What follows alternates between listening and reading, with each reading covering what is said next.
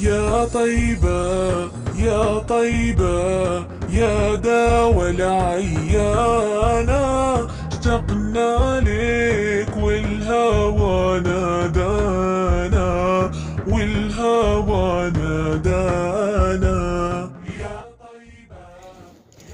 mid ka mid ah waxyaabaha ugu muhiimsan aan ku baranayno kutubka trigonometriga wuxuu yahay waxa loo yaqaano fansaar trigonometreed ama trigonometric functions. Haddaba waa maxay trigonometric functions ama maxay yihiin fansaarada trigonometriga?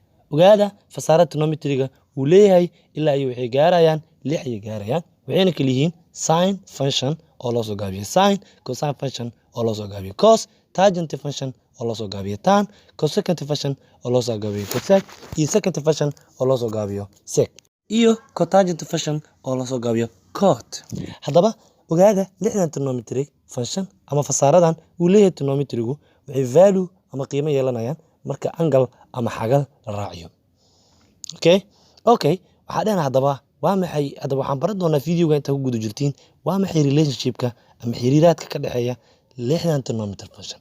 Haddaba ogaada xiriirka ka dhexeeyo fasaarada uu leeyahay trigonometrigu waxaa loo qoraa hab qaacideed ayaa loo qoraa ama midaal ahaan. Haddaba waxaa ugu horeeyo midaalada ama qaacidooyinka muujinaya xiriiraadka ka dhexeeyo fasaaradan trigonometriga mid loo yaqaano reciprocal identity. Reciprocal identity muxuu yahay? Waa midaal rogaaleed. Haddaba waxaa isweydiinaynaa yaa waaye trigonometric functionska ama fasaarada trigonometriyeed ee rogaalka isku ah.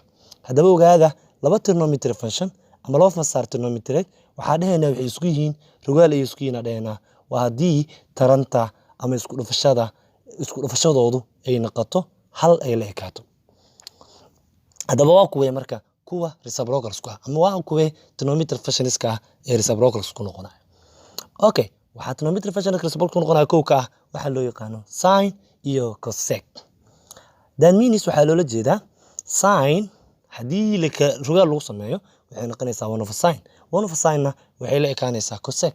That means cosec waxay la eg tahay rogaalka sin oo ah 1 over sin. Sidoo kale cosec ayadana haddii rogaal lagu sameeyo waxay noqonaysaa 1 over cosec.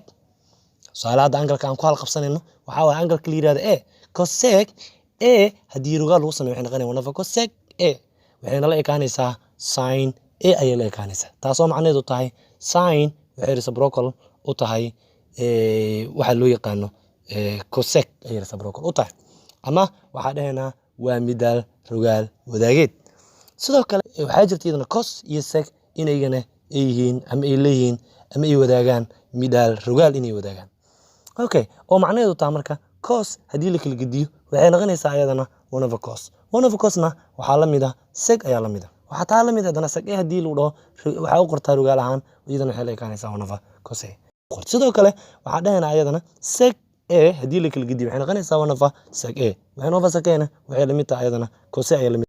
Sidoo kale waxay midaal wadaag noqonayo labada fansaar ee kala ah tan iyo cot. Oo macnaheedu tahay tan haddii la rogaaliyo ama rogaal lagu sameeyo waxay noqonaysaa 1 over tan. 1 over tan waxay la mid tahay cot a. 1 over tan a waxay la mid tahay cot a. Oo macnaheedu tahay cot a waxay reciprocal u tahay tan. Sidoo kale haddii cot iyadan reciprocal lagu sameeyo waxay noqonaysaa 1 over cot. That means 1 over cot waxaa la mid ah tan. That means marka tan iyo cot waxaa meesha kaaga muuqato iyana inay yihiin laba fansaar oo wadaago rogaal midaale.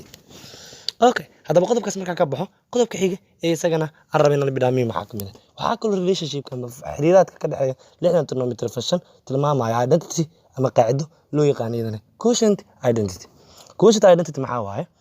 Quotient identity waa formulo waaye ama waa qaacido waa ama midaal waaye oo qiimo ka dhalanaysa. Tusaale haddii laba trigonometric function la isu qeybiyo hadduu trigonometric function kala ka dhasho trigonometric functionkaas waxaa leeyahay haddaba wuxuu formula ku leeyahay quotient identity. yaa waa marka kuwa quotient identity formulada ku leh waa tan iyo cot. oo waxaa la yiraahdaa tan mar walba waxay la mid tahay sin oo loo qeybsho cos. That means tan waxay la mid noqonaysaa sin a divided by cos a. Sidoo kale cot a ayadana waxay la mid noqonaysaa maadaama cot a ahayd reciprocal ka tan wixii la mid ahayd la kala gediyay tan haddii sin over cos la mid ahayd cot ayadana waxay la mid noqonaysaa cos over sin. oo macnaheedu tahay cot a waxay la mid tahay cos a divided by sin a ayay la mid noqonaysaa.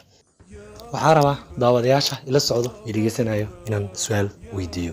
su'aashaas waxaa hore u soo qaadateen waxa la yiraahdo ama waxaa hore yuudin kugu soo gudbiyey waxa la yiraahdo fasaar wadaag haddaba trigonometric functionska lixda ah min laba ayay waxay u ahaayeen fasaar wadaag haddaba waxaan idinka rabaa inay ii sheegtiin waa kuwee labada trigonometric function ama labada fasaar trigonometreed kuwaasoo fasaar wadaag ah oo coefficient isku ah sidoo kalena reciprocal isku ah oo rugaal isku ah haddaba qofkii jawaabta garanaya waxaan rabaa inuu qaybta commentiga igu soo qoro waana mahadsantihiin ركبنا ثاني صاروا دمعي ما جفاني أخذوا قلبي مع جناني يا طيبة يتيم الولهانا يتيم الولهانا